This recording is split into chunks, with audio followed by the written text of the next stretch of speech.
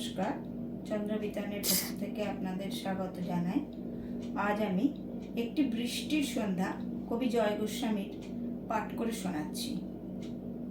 চোখ চলে গিয়েছিল অন্যের প্রেমিকা তার পায়ে, যখন অসাবধানে সামান্যই উঠে গেছে শাড়ি। বাইরে নেমেছে বৃষ্টি, লণ্ঠন নামানো আছে টেবিলের নিচে অন্ধকারে। মাঝে মাঝে ভেসে উঠছে লুকোনো পায়ের ফর্সা আভা। অন্যায় চোখের নয়, না তাকিয়ে তার কোনো উপায় ছিল না, সত্যিই ছিল না। কেন উহু করে বৃষ্টির চার ঢুকে আসে ঘরে?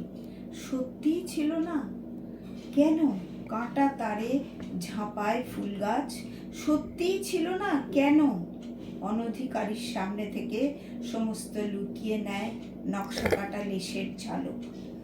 এখন থেমেছে বৃষ্টি, এখন এ ঘর থেকে উঠে গেছে সেও। শুধু ফিরে আসছে হাওয়া, শুধু এক অক্ষমের চোখের মতো। মাঝে মাঝে কেঁপে উঠছে টেবিলের তলার লণ্ঠন।